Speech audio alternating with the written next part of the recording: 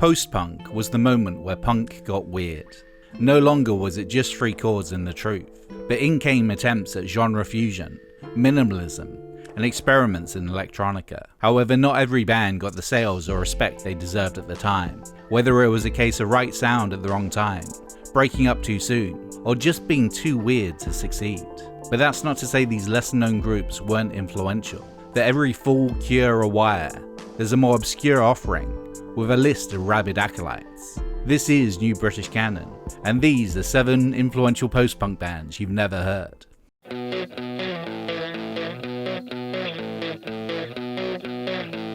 From Solihull on the outskirts of Birmingham, Swell Maps had been making music in their bedrooms since the early 70s. The advent of punk not only spurred them to invent silly names for themselves like Nicky Sudden, Epic Soundtracks and Jangle-Head, but to get out and do something. While many point to Buzzcock's Apocalypse Spiral Scratch EP as the inciting moment for DIY punk in the UK,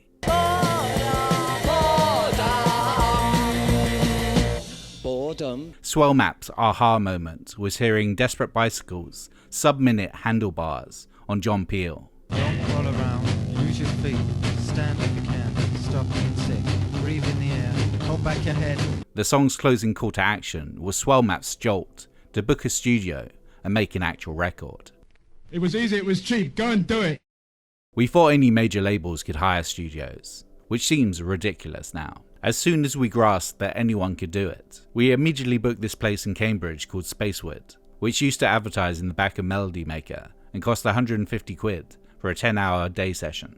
Rudimentary instrumentalists with big ideas, the result was the stutteringly lo-fi Read About Seymour, self-released on their own Rather Records in January 1978.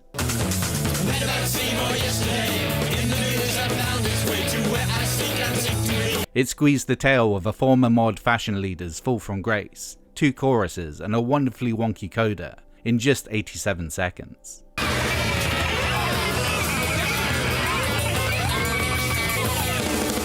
Sessions on John Peel, a distribution deal with Superior Indie, Rough Trade, and a shout out in television personalities, Part-Time Punks, soon followed.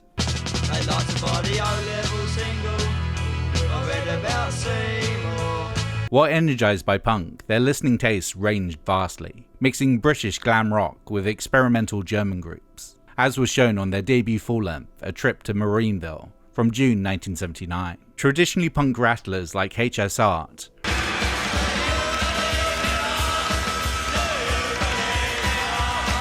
rub shoulders with more cerebral drones, like the 8.5-minute Gunboats.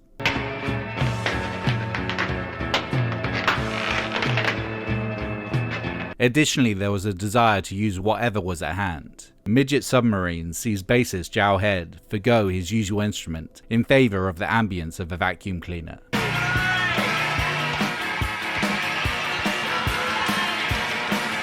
While other tracks feature background chatter underneath emotive piano instrumentals.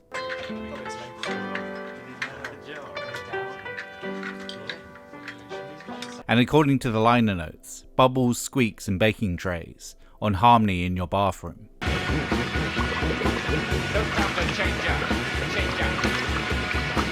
Listening to our early records, you can hear us fumbling around for a style. We weren't a punk band, we just thought we were us really. Because the people in the band were all into different music, it came out as a lot of things thrown together and mixed up.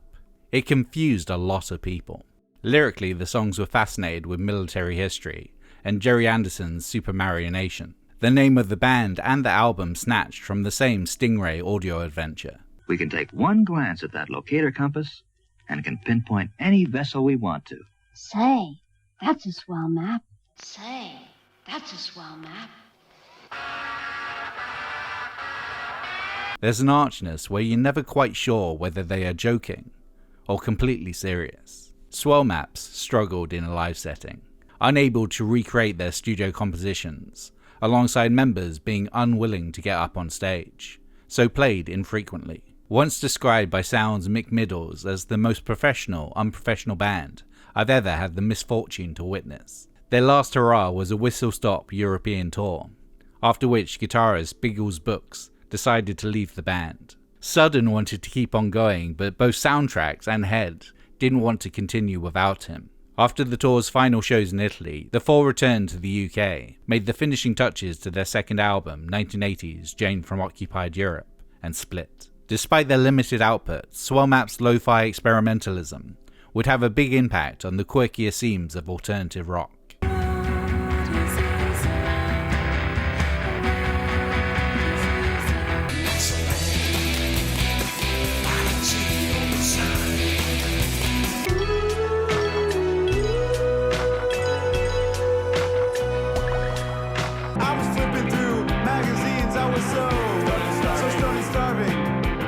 You can hear their ironic artfulness and conscious lack of varnish on Pavement's early singles.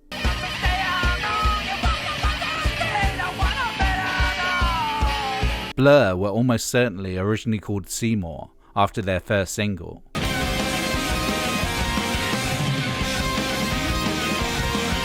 And of course, Sonic Youth's Thurston Moore is a big fan.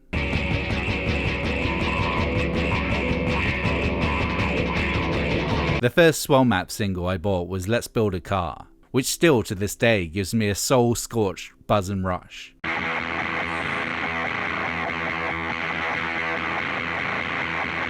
As soon as that Nicky Sudden guitar comes slicing, slabbing and all-out fuzzifying off that crackling vinyl groove, you know you're gonna rock. It's the best of both worlds, fist in the heart guitar burning rock, and ahead of its time songsmith awareness.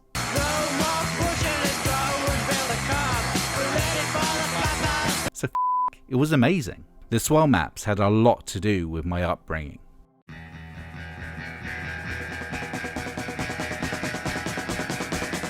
Though she'd previously seen the Sex Pistols and the Clash, everything changed for Gina Birch when she witnessed all-female punk band The Slits play their first show in London in March 1977.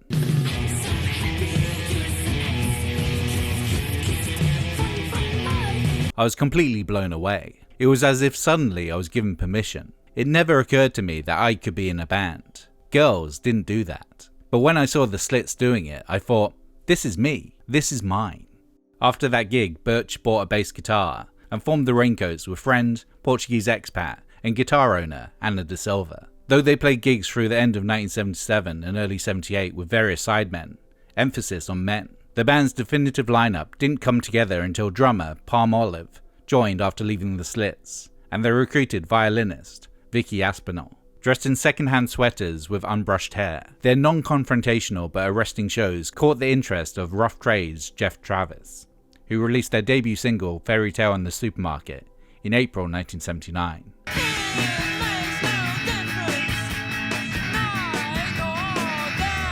Inspired by watching the BBC documentary Who is Polystyrene about the X-Ray Specs singer, De Silva wove her song from the striking image of styrene shopping as Art Official played.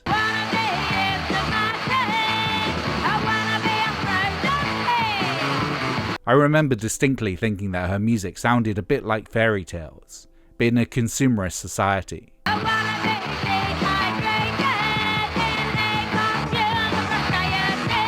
Suddenly it came to me, this is like a fairy tale in the supermarket.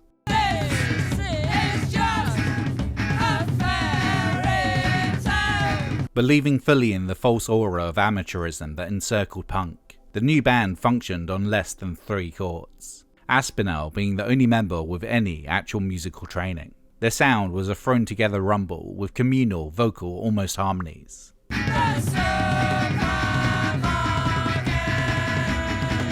Sirening violin and Mo Tucker drums stopping the whole thing from collapsing.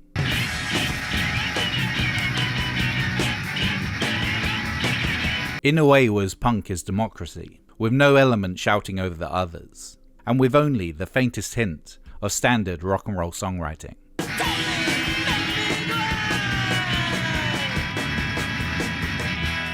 Our structures were never traditional. The fact that our songs had a beginning, a middle and an end was basically down to the fact that we started, we went on, and then we stopped.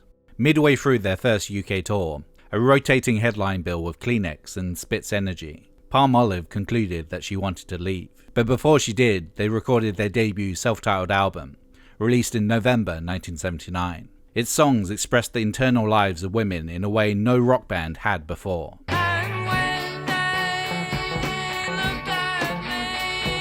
1,000 quiet frustrations.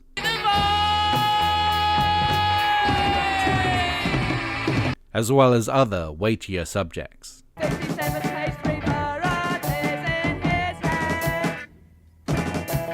A cover of the Kinks' Lola with unchanged lyrics took the original's queer subtext and made it explicit, helping pave the way for future queer artists to be more direct with expressing their sexuality. Girls will be boys and boys will be girls. It's a mixed up, muddled up, shook up world. The Raincoats continued without Palmolive, releasing 2 more albums in the 80s, the more experimental free jazz sound of 1981's Oddie Shape,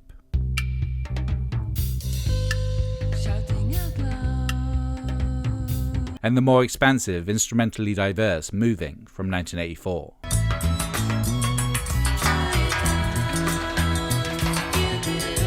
But the band were on their last legs, having broken up between each album, but after Moving, it was for good. That was until Kurt Cobain wandered into Birch's London antique store in 1992, looking to replace his lovingly worn copy of the Raincoats' debut.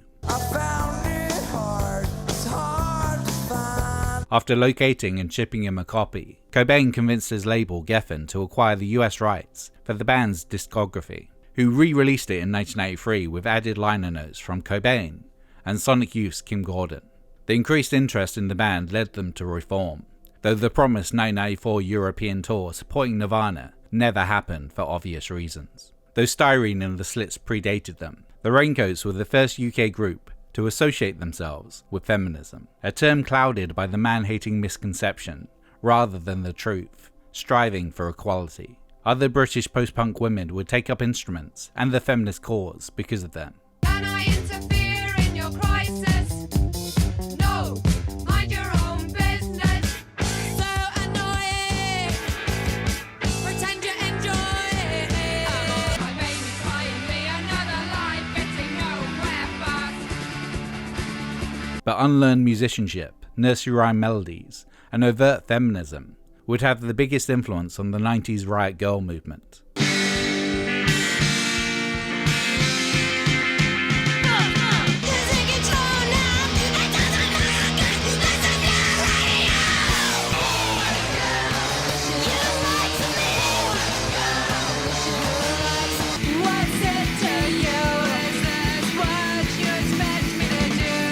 Moreover, each new generation of female punks have managed to track down and have had their moment with the Raincoats. Standing in the way of control. Yeah, let your life survive the only way that when we were young.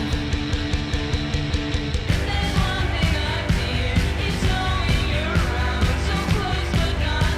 Barack Obama killed something in me.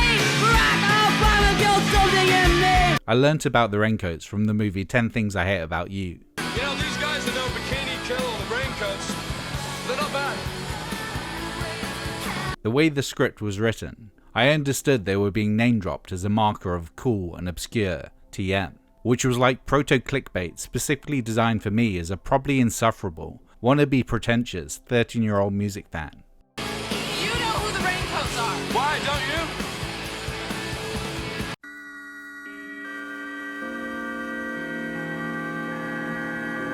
In the genre free-for-all that is post-punk, this heat most deftly evaded categorization, though they took the theoretical framework from the experimentation of Sun Ra, Stockhausen and Can, as well as the sheer volume of the early Who singles. Their desire was to sound like no one else. Formed in February 1976, drummer Charles Hayward and guitarist Charles Bullen had backgrounds in London's progressive rock scene, but had grown tired with the genre's obsession with technique and indulgent noodling. To offset this, bassist Gareth Williams had no musical background whatsoever. Gareth had big ears, which was more important than his abilities as a musician. One of the most effective things about working with Gareth was that he just didn't know, so he questioned everything. Their base of operations was a disused pie factory in Brixton, which they shared with a collection of visual artists. This heat claimed the meat locker due to the amazing sound the drums made, reverberating off its thick, metal, windowless walls. Known as cold storage, with a space all their own, they were able to keep a rigorous schedule of rehearsing, improvising, and listening back for elements that could be included in their live show. Though in theory a traditional power trio configuration, this heat augmented the avant rock sound with a mixture of tape loops, musique concrète, and dub reverberation.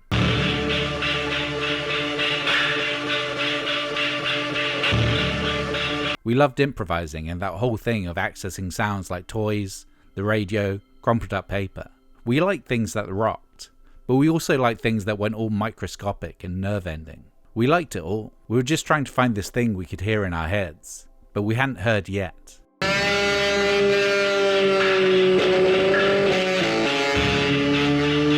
The band sent their demo to John Peel and then phoned the show's producers weekly in search of feedback, asking whether the man himself had listened to the tape. Through this old world perseverance, they were invited to record a session in March 1977.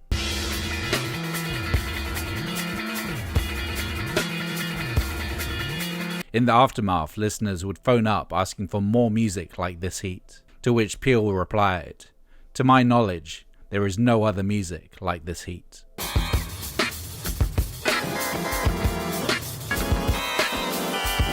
Because of this scarcity, the band recorded their second Peel session only 6 months later.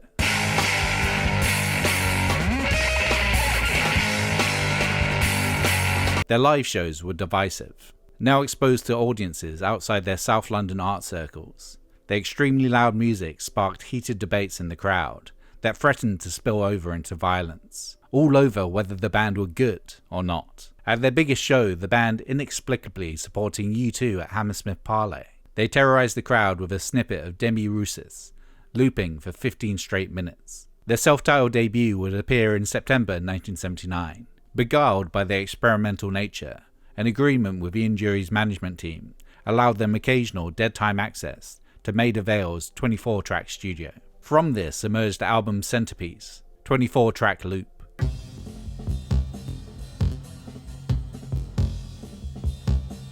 The band using 2-inch analog tape to endlessly repeat a Hayward funk beat like a primitive sampler.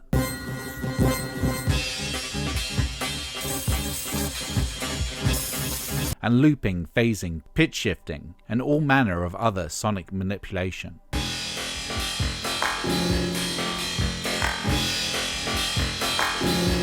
The relentless pulsing track preempted the effects work of 90s jungle, the group using the mixing desk as an instrument in a way that wouldn't be commonplace for another 15 years.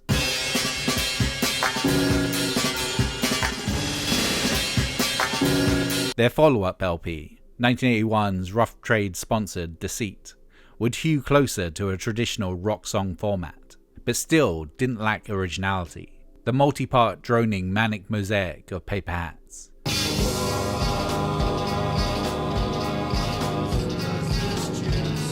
Jarring moments of early genesis of Cenotaph.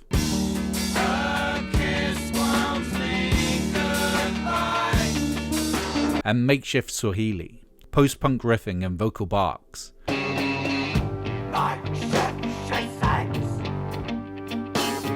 Joined with a blistering noise rock freakout coda.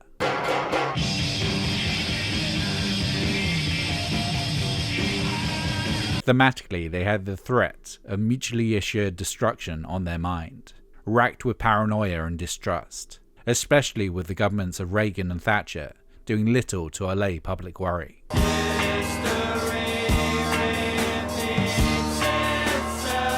We always said that the first album was made from our sense of unconscious dread, and Deceit was made from our conscious dread.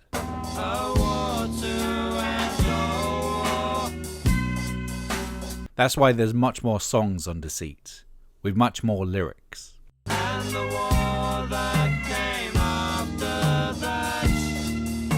Williams decided to travel to North India to study the dance Kathakali, asking his bandmates to put the group on hold until his return, despite the fact that a European tour had already been booked. Replacements were found and the shows went on as planned, but the strain of his absence brought tensions that had been brewing between Hayward and Bullen to the forefront, ultimately leading to the group's demise. At the time, few groups approached this heat for invention, though Mark Stewart's The Pop Group clearly were attempting to replicate some of their sounds, albeit in a more standard pop format.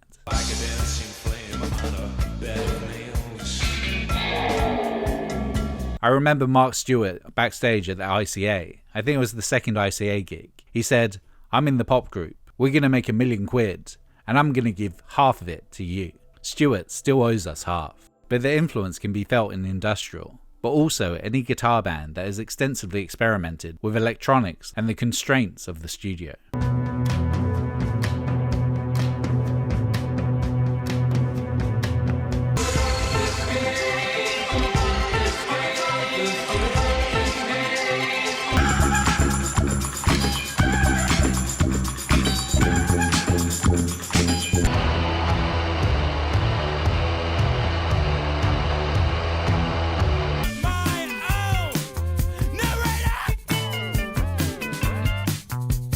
This heat even got a shout out in LCD Sound System's My Record Collection is Better Than Your Record Collection Midlife Crisis, Losing My Edge.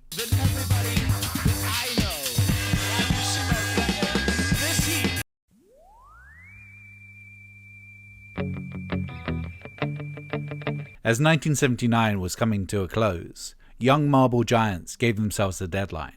Stuck in Cardiff in Wales, 2 hours from anywhere musically exciting, they were going nowhere, and if there wasn't some forward momentum by the end of the year, they were going to break up. But things started to look up with minimal involvement from the band. Their first demo recordings had appeared on the Cardiff regional post-punk compilation, Is the War Over? Searching for Mr.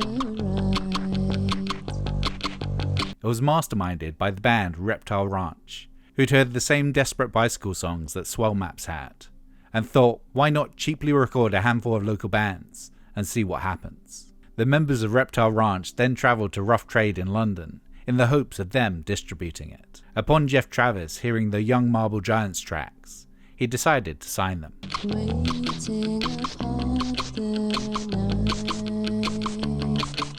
We were totally unknown, so we thought that maybe they'd say, "Oh, we'll press your single." But Jeff said, "We like those tracks so much, you can do anything you like." It was very euphoric. In 24 hours we were back in Cardiff and thought, shit, that must have been a dream. Given this opportunity, they decided instead of introducing themselves to the world with a single, they'd do so with a full-length album. Colossal Youth, released in February 1980. Part of the appeal of the band was their interband dynamic.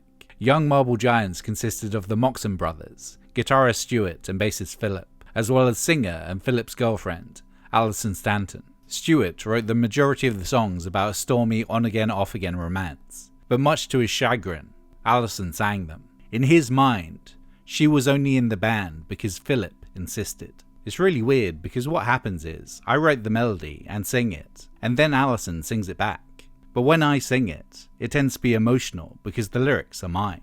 Alison, on the other hand, is really laid back and unemotional sounding. It's nice to hear you're having a good time. It's a strange paradox, a disinterested voice singing about something emotional.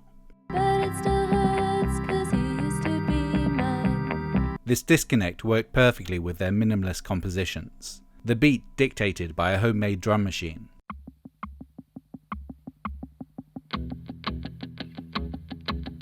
The guitar trebly as hell, acting as the bass, percussive, often palm muted, and played with an extremely hard, serrated edged pick. Go for credit in a straight world. Look a dealer in the eye. Splashes of melody and colour were provided by bass, or Casio keyboards.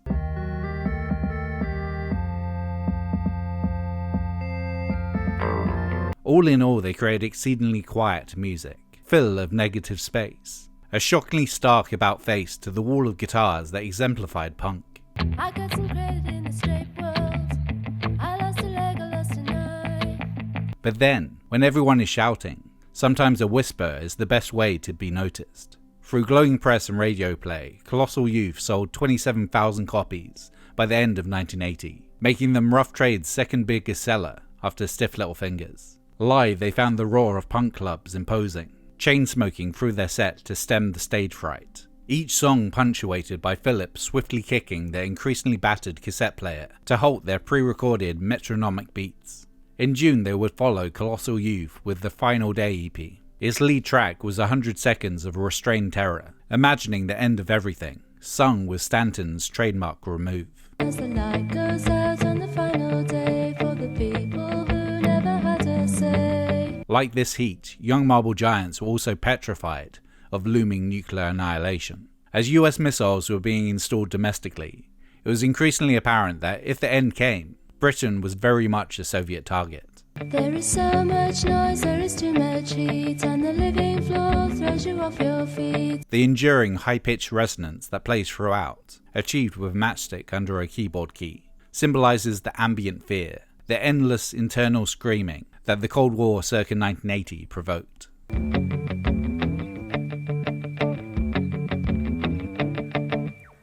It wouldn't be long until it was all over for young marble giants, dissolving during their debut US tour in November 1980 due to relationship fallout. Stanton and Philip broke up, and the brothers were barely talking. Not that the band was ever built for the long term. Phil hated being in the public eye. Alison has always been nervous about being on stage. I'm a born show-off. I love being in a van on the M1 at 3 in the morning, but we hadn't any plans to deal with it. We hadn't allowed for the possibility of success, so we bailed out, basically. Influence-wise, I can't help but feel that the bare essentials, Political is Personal Pulse, or Billy Bragg's in New England, owes a lot to Final Day. I was 21 years when I wrote this song. I'm 22 now, but I won't be for long. But many others have taken young marble giants' quiet, minimalist music as manifesto. I may have been alone, but I thought I was safe and warm. You won't be happy with me. I don't know how I bent to what you said, to what I believe you meant. Why can't we smile just like we used to?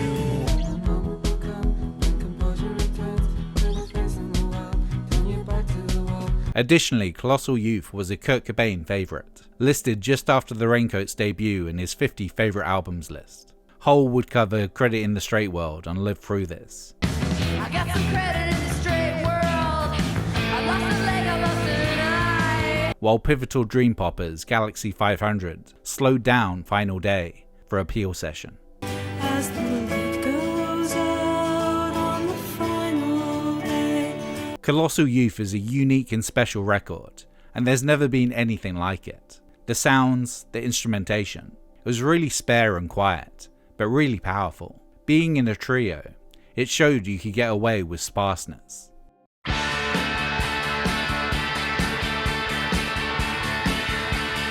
Assembled of a crack team of Cambridge-based musical ringers, their original name, Dennis and the Experts, would be short-lived. One night before a gig at the local university, frontman and guitarist Robin Hitchcock arrived early and erased the band's name from the venue's lineup board at the last second, chalking in its place the Soft Boys. A Barosian mashup of Soft Machine and the Wild Boys, provoked by a song he had just written. Give it to the soft boy. Musically, the band's touchstones were from the psychedelic 60s, the acid-stained likes of Revolver-era Beatles, Captain Beefheart, and especially from the way Hitchcock sang, Syd Barrett. No one can succeed like Dr. Robert. Well, that goes to show you what a moon can do. It must be me. It's what I am. Problem was, they formed in 1976, so then punk came along to change the bad things that psychedelia had wrought. But, speaking for the other 3 members of the band as well, we couldn't unlearn our craft and suddenly pretend that we knew only one chord. We were interested in 3-part harmonies and middle eights and bridges, and all the rest of it.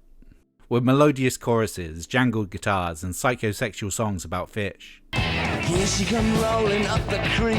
Jibba jabba jibba jabba out through the squeak. They were always going to stand out amongst the Mohawks and rebel yells. Further separating them, they were based in well-to-do Cambridge and very middle class, in an era where people like Joe Strummer were keeping their backgrounds hidden. Yet even with a name like the Soft Boys, they still managed support shows with the Vibrators, Elvis Costello and the Damned, in London, without getting their heads kicked in. It was all that high-speed, intense punk kind of thing. So when we got back to Cambridge, we decided to speed the whole thing up. We got spikier, and personally I also got more paranoid for various reasons. So it all got more unpleasant and less whimsical, and more elaborate but condensed. They get lepo and the Funded by indie label Radar, the band was afforded 2 weeks at Rockfield Studios to record their debut full-length, to be titled The Day They Ate Brick. Unfortunately, the resulting album was shelved, with Hitchcock calling it legendary only because it was too bad to release. Refusing to give up, he self-funded a completely new recording. The result, A Can of Bees, was then released in April 1979 on his own label Two Crabs, to little critical acclaim or sales. The accompanying UK tour was similarly dispiriting, playing weirdo pop tunes like Sandra's Having Her Brain Out to almost no one.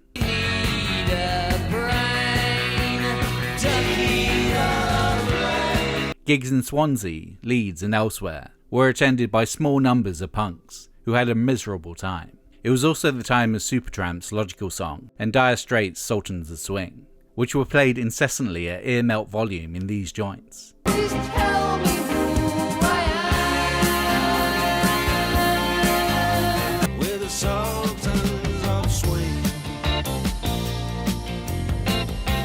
And which I never want to hear again. Bands such as Squeeze and The Police, who had been 50p on the door at the Hope and Anchor when we were charging 75p, whizzed past at 100 miles per hour. And they're very cool for cats, they're cool for cats. I'll send an SOS to the world. I'll send an SOS to the world. However, a lineup shuffle and some new songs that crowds were actually reacting to gave them enough motivation to record a second album. Teaming with Vibrators bassist Pat Collier as producer, they recorded their next LP, what became June 1980's Underwater Moonlight. Mostly it was composed of truly odd songs about the relationships of men and women. The surreal fever of I Got the Hots. I got the hots for you.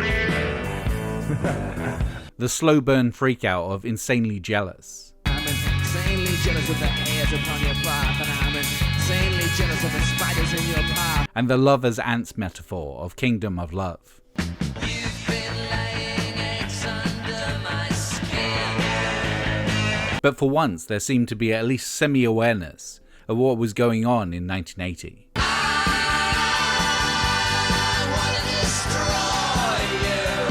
Though poking fun at the anger of punk, album opener I Want to Destroy You comments on the political awfulness that surrounded them. The way you treat each other really makes me feel real. Thatcher, Reagan and the Cold War, and all the press that profited off public panic. They tell you your opinions and they're very good indeed. But unlike This Heat and Young Marble Giants, their song was wrapped in the chiming guitars and heavenly vocals of the best power pop.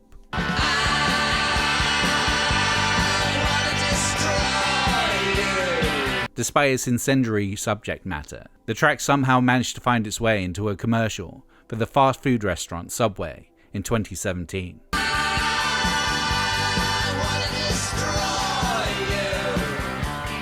The Soft Boys didn't last long after Underwater Moonlight, splitting in 1981. Hitchcock would go on to be a beloved cult figure in British rock. Guitarist Kimberly Rue would reassemble his former group The Waves, fronted now with American Katrina Leskinich, and get a fairly big hit in 1985.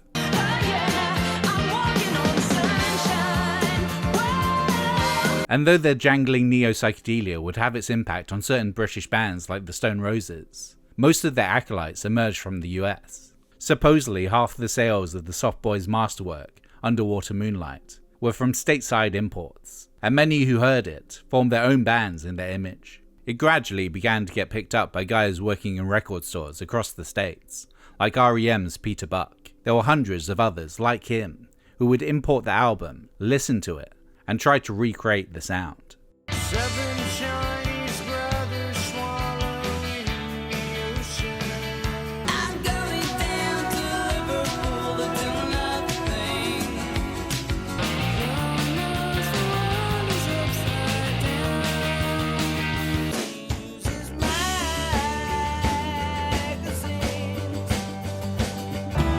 And I am nothing of a builder.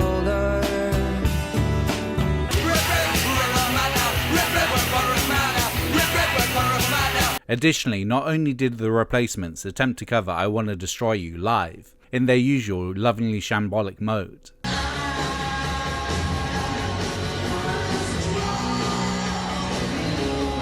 they even asked Robin Hitchcock to produce 1985's Tim. However, by the time he got back to them, they had settled on their other power pop hero, Alex Chilton, later replaced by Tommy Ramone.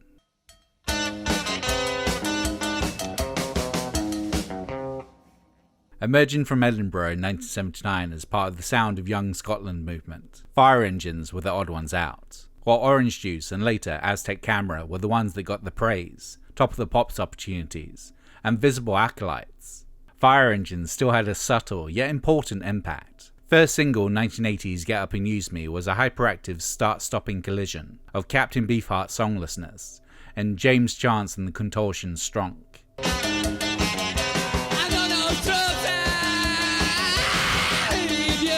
An idiosyncratic, whooping Scottish version of punk funk.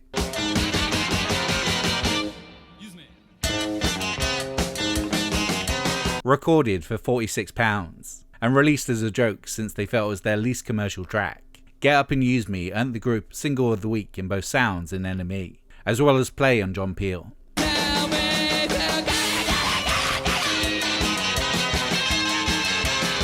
Unregulated energy rippled through their live sets, which rarely exceeded 15 minutes, partially to combat stage fright. We played to our strengths, which were minimal, but somehow as a band it worked. We never played chords, and Russell didn't use cymbals or hi-hats. It was very violent, although no one got hurt. Pure aggression, attitude and hate was what it was. Often playing alongside bands on the cool Scottish indie label Postcard, groups like Orange Juice and Joseph K.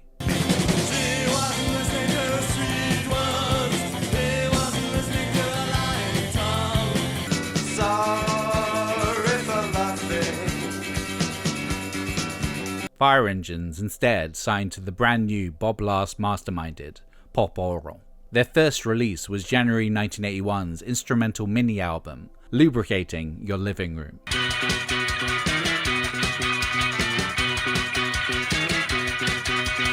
A last concept that he described as a background beat for active people, a hype-up flip side to Brian Eno's experiments in ambient chill.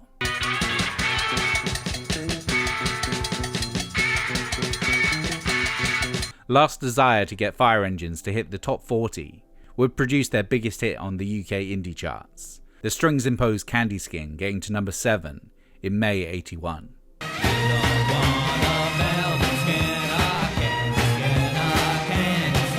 However, the even more polished follow-up, Big Gold Dream 6 months later, didn't fare as well.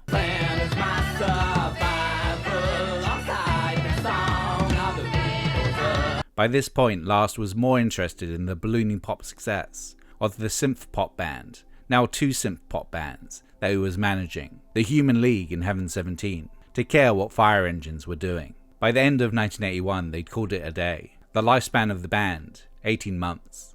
The Fire Engines were so abrasive you could get away with using a string section without it being kitsch.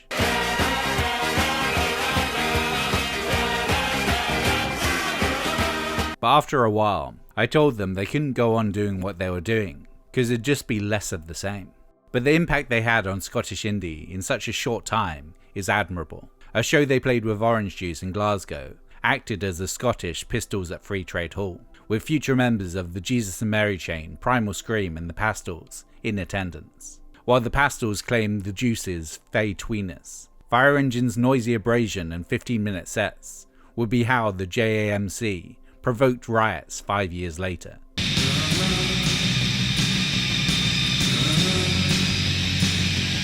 With their yelping, skittish funk, they would also make an impression on the noughties dance punk movement.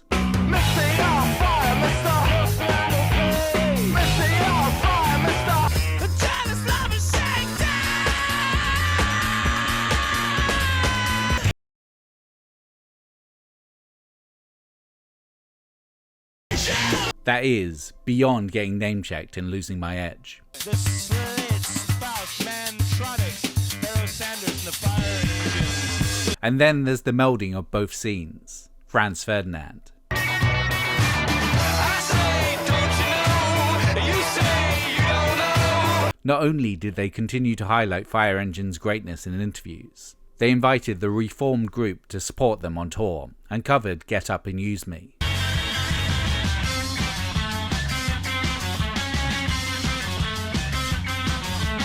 Fire Engines returned the favour by reshaping Jacqueline in their own beautifully messy style. It's always better on holiday. So much better on holiday. It's always better on holiday. So much better on holiday. They were the true antithesis of the hated prog excess. They played terse riffs that were rhythmic and repetitive, 15-minute sets instead of 15-minute solos. Their melodies were atonal, yet as catchy as a Phil Spector pop song. Everything was precise, yet sounded unpredictable.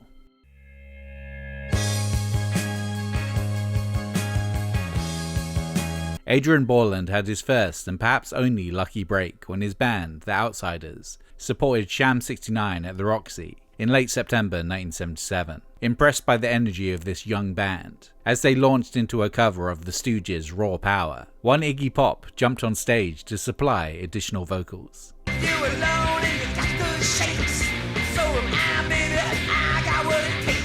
For a joke, I'd put Iggy and David Bowie on the guest list. Bowie didn't turn up, but Iggy actually did.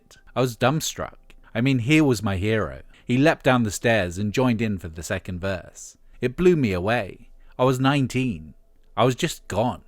A few months after Buzzcocks' Spiral Scratch EP, The Outsiders claimed the first self-released full-length, Calling on Youth, in May 1977.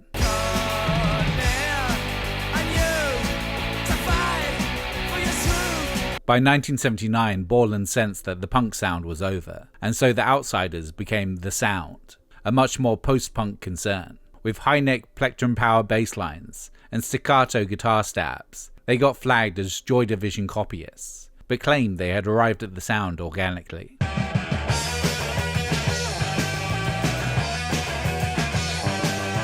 Signed to Warner Brothers' Indian disguise, Korova, The Sound recorded their debut album Jeopardy for £700.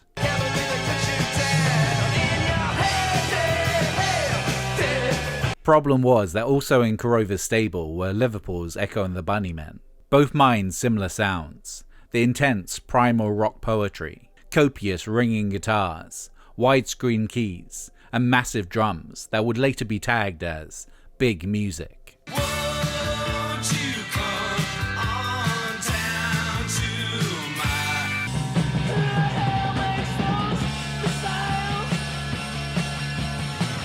And as incisive and troubled as Borland was as a songwriter, he wasn't as broodingly marketable as the Bunnymen's handsome, big-haired Ian McCulloch. Further pushing the comparison, The Sound's second album, From the Lion's Mouth, was produced by Hugh Jones, who'd just finished working on the Bunnymen's second LP, Heaven Up Here.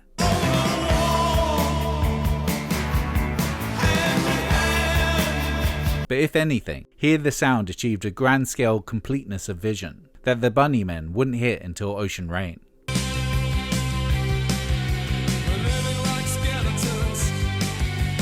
Plastered with powerful choruses, thematically From the Lion's Mouth reflected Borland's inner turmoil. Everything I touch turns to dust. On Contact the Fact, he explores his antagonistic relationship with seemingly everything. Everyone I turn to turns on me. Opener Winning surrounds itself in a fog of icy, almost gothic gloom.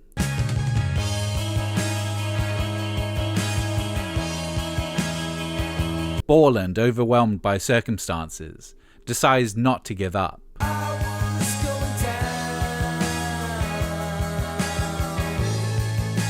And he grabs towards his victory.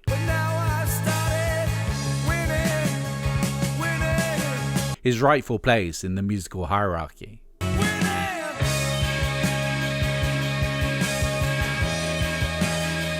Sadly, this was not reality. Lion's Mouth was hyped to be the band's true breakthrough. Critics loved it, and though it did end up selling 100,000 copies, barely any of them were in the UK. Their fans were in the Netherlands and Germany, and their European tour continued their unfortunate timing. We went off to Italy, where I broke my hand. did the gig with one limb in plaster. We were due back in the UK 5 days later to play the same bill as U2 at the Lyceum in London, now cancelled, so we never got to meet you, Bono. Still, we heard in later years that he liked the band, which was nice. Borland had convinced himself that U2 had stolen the chorus from The Fire for their own single, Fire.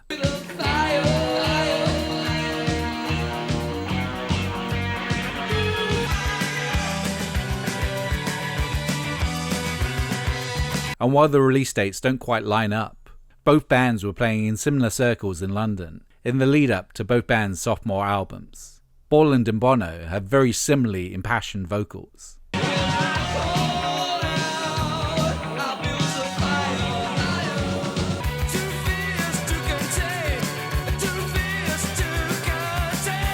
In the face of poor UK sales, the sound would move from Corova to Warner Europe proper, allegedly as a tax write-off, and asked to make a more commercial follow-up. What they made was October 1982's stark, harsh, and sometimes unrelentingly dark All Fall Down.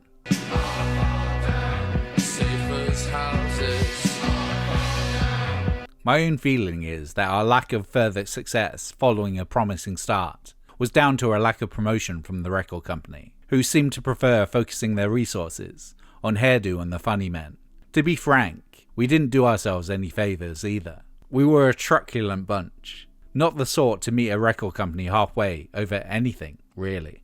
Dumped by Warner, the sound continued until 1988, releasing 2 more albums. By this point, Borland was more prominently struggling with mental health issues, a schizoaffective disorder supposedly aggravated by what he saw as the failure of his band.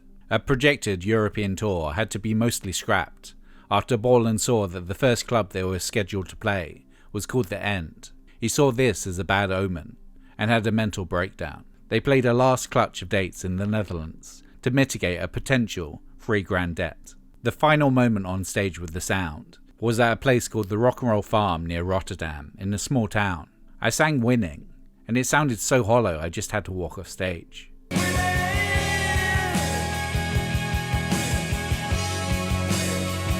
Because of my state of mind, I was just out to lunch. I just thought, this is bollocks. Winning.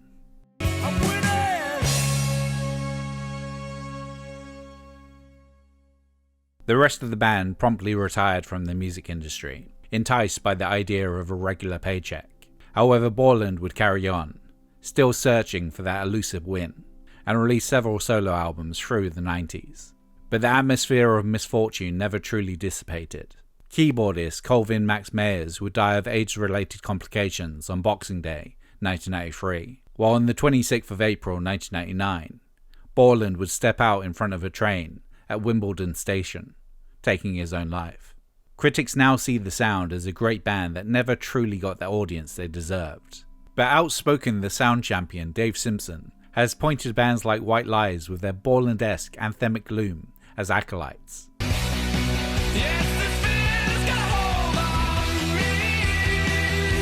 While others see similarities with other noughties indie acts.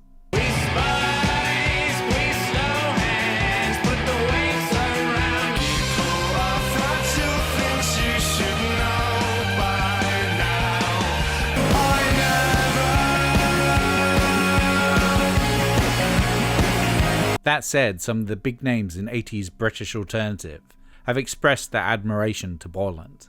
It does cheer me up when I hear that Bono's got my stuff. When Wayne Hussey and The Mission come up to me at a gig and say, "Oh hello, really liked From the Lion's Mouth." When I'm standing there waiting for the House of Love to come on stage and they tap me on the shoulder and say how much they like my guitar playing.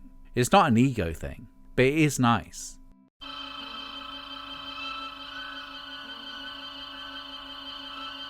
"1980 was the year that the UK charts was most impacted by the after effects of punk, with number ones by punk-propelled bands hogging the top spot for 19 weeks. I'm special, so special. And take good, no it ain't. We slept another but another wild fast day.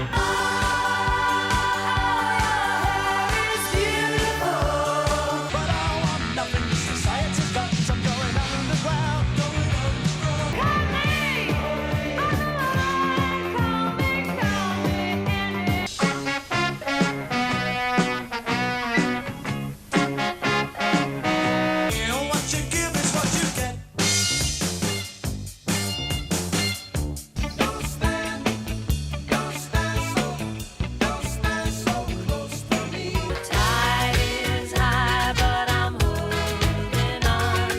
But for the most part, this was new wave, the radio-friendly face of punk. Post-punk was its true offspring, messy, irregular, wildly experimental, throwing out ideas and seeing what stuck. In a way, these 7 bands are ideas that didn't stick, at least at the time. They are bands joined by Peel sessions, supporting U2, and fear of nuclear annihilation. Mostly kids with ideas beyond their limited musical abilities. Bands that went out and did something, that innovated in their own singular way. Whether they made Kurt Cobain's 50 favourite albums list or not, the fact they tried, that they swam instead of drowned in a sea of inaction, is winning. Thanks for watching. What is your favourite post-punk band that should be better known? Comment down below. People have been asking for a post-punk video forever, and I couldn't do a before post-punk video, because that's just punk. And a retrospective of such a wide-ranging movement would be extremely long and still not be as definitive as Simon Reynolds' Rip It Up and Start Again. If this gets views, I might do similar videos on obscure bands from other genres. So if you want that, please share this around to anyone that might enjoy. It really does help. As always, I'd like to shout out this month's new top tier supporters over on Patreon. Stephen Wade, Jeremy Garcia, Stella Lucef, and a very special thanks to Lucy Up Pritchard. And thanks to everyone else that supports me. And I'll see you in the new year for whatever is next.